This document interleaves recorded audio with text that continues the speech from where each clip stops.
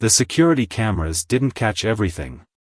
The reports on her desk didn't reveal the truth. But as she sat in the break room, wearing a cheap uniform and drinking stale office coffee, she saw it with her own eyes. The whispers. The side glances. The missing shipments. For years, people called her spoiled, saying she was just another rich girl who inherited a fortune. That she didn't work for it. That she didn't deserve it. But today, she would prove them wrong. She had walked into her own company, disguised as an intern, thinking she'd see inefficiency, maybe some laziness. But what she found within 1 hour was so much worse. At first, it was just little things. An employee signing off on a shipment that never arrived. A supervisor handing out cash bonuses to a select few while others struggled. But then she noticed a pattern. Certain employees spoke in hushed voices, avoiding eye contact with the security cameras. They had an unspoken understanding, one that she wasn't supposed to be part of. She needed more information. Stepping into the back storage area, she noticed a worker stuffing a thick envelope into his backpack. Her heart pounded. Was that company money? She pretended to adjust a shelf, staying out of sight as he walked past. Everything's running smooth, the worker muttered into his phone. Yeah. She has no clue. She froze. Were they talking about her? Did they already suspect something? Or worse, were they talking about the CEO, the real her? A cold chill ran down her spine. She had to keep playing her role. If they figured out she wasn't just some random intern, she would never uncover the full truth. Taking a deep breath, she stepped out of the storage area, blending in with the rest of the staff. She watched. She listened. And the more she saw, the clearer it became. Someone was stealing from her. The fraud wasn't small. It wasn't a few employees taking advantage. It was an organized operation. And if she wasn't careful, she might not make it out. The weight of what she had just overheard pressed heavily on her chest. Someone inside her own company was involved in something big, and they had no idea she was watching. Not yet. She adjusted her disguise, a simple blue button-up and plain black slacks, a far cry from the designer outfits she was used to. No one in the office suspected that the new intern quietly taking notes was actually their boss. For now, that was her advantage. She needed to get closer to the people who knew what was going on. Her first move was simple: befriend the right employees. During lunch, she sat with a group of junior staff, listening carefully to their conversations. Most talked about long hours and bad management, but then someone brought up a name she hadn't heard before. "Rick is freaking out," one woman whispered to the man next to her. "He says something's off. Too many eyes watching lately." The man shrugged. "He's just paranoid. The plan is solid. We've been running this game for months." Her pulse quickened. Running this game? She played dumb. What plan? The woman waved her off. Nothing. Just office politics. The man gave her a suspicious glance. "You're new here, right?" She nodded quickly, pretending to be uninterested. "Yeah, just trying to figure out how things work." "Then stay out of it." That was the first real warning she had received. She spent the next few hours pretending to do data entry, but in reality, she was watching the employees move through the office. She noticed patterns: the same people stepping away at the same times, the same employees disappearing into an office for meetings that didn't appear on the company calendar. Then, she found the one person who wasn't part of it. A middle-aged accountant, quiet, reserved, and completely out of the loop. She casually approached his desk. "Hey, I'm new here. Could you show me how these reports work?" He looked at her, confused, then sighed. "Sure." As he walked her through the files, she noticed something odd. There were double entries in the system, one for the real numbers, and one for a completely different set of books. Her stomach twisted. Someone was embezzling millions. She turned to the accountant. "Does anyone else see these reports?" He shook his head. "No. Only the department head." "Why?" She forced a smile.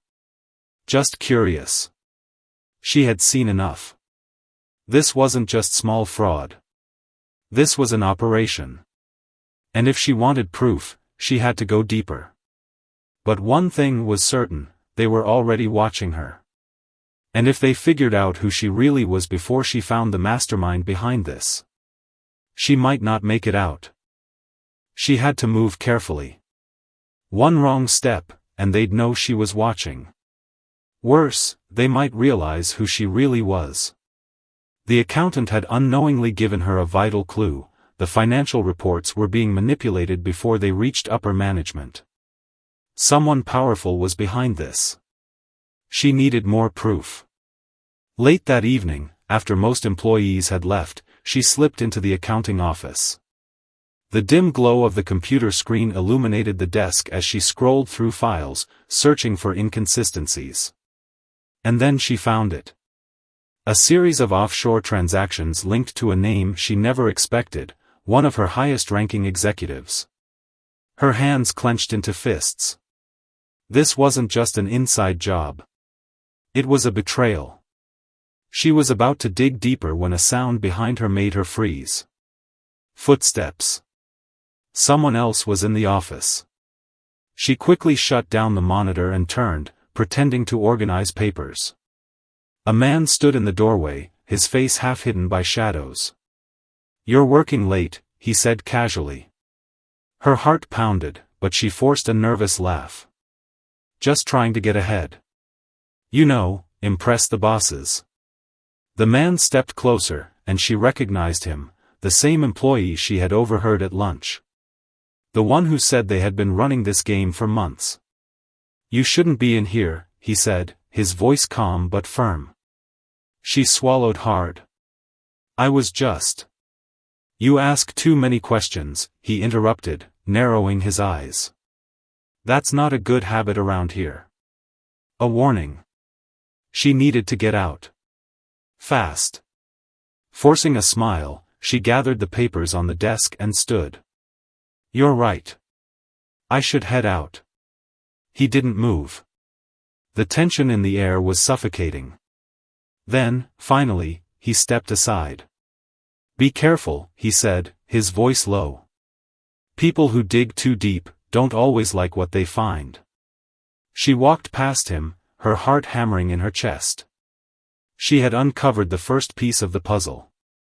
Now, she needed to find out just how deep this corruption went. And more importantly, who else was involved. Because if her own executive was behind this, then she was running out of time. She barely slept that night. Every time she closed her eyes, she saw the man's warning stare, heard his voice in her head: "People who dig too deep don't always like what they find." But she wasn't stopping. By morning, she had a plan. She needed someone inside the operation to trust her. That meant getting close to the people who knew what was going on. She returned to work as if nothing had happened, keeping her head down, pretending to be just another intern. But she was watching. Listening. Then, she noticed something she hadn't before. A man in a suit, someone who never interacted with the interns, slipped into a back office that was rarely used. Her instincts told her to follow. She grabbed a folder to make it look like she had a reason to be there and walked casually toward the office. The door wasn't fully closed. She heard voices. 2 men. She pressed herself against the wall, straining to listen. Shouldn't be a problem. The money moves tonight. After that, it's gone. Her pulse quickened. They were moving the stolen money today. Then the second voice spoke, and her blood ran cold. She knew that voice. It was her executive. The same person she had trusted for years. She held her breath, listening. This in turn, the executive muttered. She's been asking questions. Her stomach clenched. They were talking about her. Handle it, the other man said. A pause. Then, we will. Her heart nearly stopped. She backed away from the door as quietly as possible, trying to keep her hands from shaking. She needed to get out of there. Now. But just as she turned, she came face to face with him. The same man who had warned her the night before. He looked at her, then at the office door behind her. His eyes darkened. You really don't listen, do you? He muttered. Her stomach dropped. She had been caught. The moment stretched unbearably long. She forced herself to stay calm, to not show fear. The man standing in front of her had already warned her once. Now, he looked angry. You shouldn't be here, he muttered, stepping closer. She swallowed hard but didn't back away. Show no weakness. I got lost, she said, forcing a nervous laugh. It's my second week here, and this place is a maze. The man's sharp eyes scanned her face, as if deciding whether or not to believe her. Then, he did something unexpected. He sighed. Follow me. She hesitated. Now. She had no choice. If she ran, it would confirm she had overheard something. If she stayed, she risked being dragged into that office and exposed. So, she followed. He led her down the hall, past rows of empty desks. Every step made her more tense. Where was he taking her? Then, they stopped. It was the break room. Empty. Quiet. The man shut the door behind them. He didn't say anything for a moment, just leaned against the counter, studying her. You really don't know what you've walked into, do you? He finally said. She exhaled slowly. Maybe you should tell me. He chuckled, but there was no humor in it. That depends. Do you actually want the truth, or are you just playing detective? She looked him straight in the eye. I want the truth. He ran a hand through his hair, then leaned in slightly. Fine. But first, you tell me, why are you so interested in all this? Interns don't care about financial records. She had to be careful. If she told him the truth, who she really was, she would lose any chance of seeing how deep the corruption went. But if she lied, he might not trust her at all. She chose a half-truth. Because I know something is wrong here. And I don't like being lied to. The man studied her for a long moment, then finally exhaled. All right, he said. I'll give you something. But if you push too far, I won't help you again. She nodded. He lowered his voice. Tonight. The money moves at midnight. If you want to know who's really behind this, that's when you need to be watching. Her pulse quickened. Where? She asked. But the man shook his head. That's all you get. If you're smart, you'll stay out of it. Then, he turned and walked away, leaving her alone in the break room. She clenched her fists. Midnight. That's when everything would be exposed. And she would be watching. She was running out of time. The office was mostly empty, save for a few security guards who didn't seem to care about interns working late. She kept her head down, moving carefully toward the back of the building, where the real transactions would take place. The man had given her just enough information. She reached the hallway near the executive suites, her heart pounding. Then, she heard voices. It's all set. The final transfer happens in 10 minutes. Her executive's voice. She pressed herself against the wall, listening. Once the money is offshore, we wipe everything. No trails, no evidence. By the time anyone realizes what happened, we'll be long gone. They were making their final move. She had to act fast. She pulled out her phone and started recording. The voices, the discussion, the proof she needed. Then, footsteps. She barely had time to react before the office door opened. The executive froze when he saw her. "You," he said, his voice dangerously low. Her mind raced. "Think fast." "I got lost," she blurted out, holding up a file in her hands as if it was an excuse. But his eyes darkened, he knew. "You shouldn't be here," he said, stepping closer. Suddenly, another voice cut in. "She knows." She turned, and her stomach dropped. The man who had warned her before was standing in the doorway. Only this time, he wasn't on her side. She had been played. Her breath caught. "You. I told you to stay out of it," he said coldly. The executive smiled. "And now, she won't be a problem anymore." She had to run. But before she could move, the executive lunged. She ducked, barely avoiding his grasp. She ran, her pulse hammering as she sprinted down the hall. Alarms blared. Security was moving. She had one chance to get out. Then, suddenly, voices. Not from behind her. From the entrance. She turned the corner, and stopped dead. Police. Dozens of them. She didn't understand, until she saw him. The man who had betrayed her. Except now, he was standing with the authorities, leading them straight inside. "You were right," he said, meeting her eyes. "But you were also reckless." She could barely breathe as the officers rushed past her. The executive and his team barely had time to react before they were surrounded. It was over. She had won. Her chest heaved as she tried to process it all. The corruption was exposed. The criminals were caught. And she had just saved her company. But she wasn't the same person anymore. This had changed everything. She took one last look at the chaos behind her. Then, she turned and walked away, ready for the next chapter of her life. The morning after the arrests, she sat in her office, her real office. No disguise, no cheap intern uniform, no stolen glances. She was back where she belonged. But she wasn't the same person who had walked into this building a few weeks ago. Her hands rested on the thick case file in front of her. It contained every fraudulent transaction, every backdoor deal, every stolen dollar that had nearly destroyed her company. If she hadn't gone undercover, she never would have seen it. Her board of directors had already called.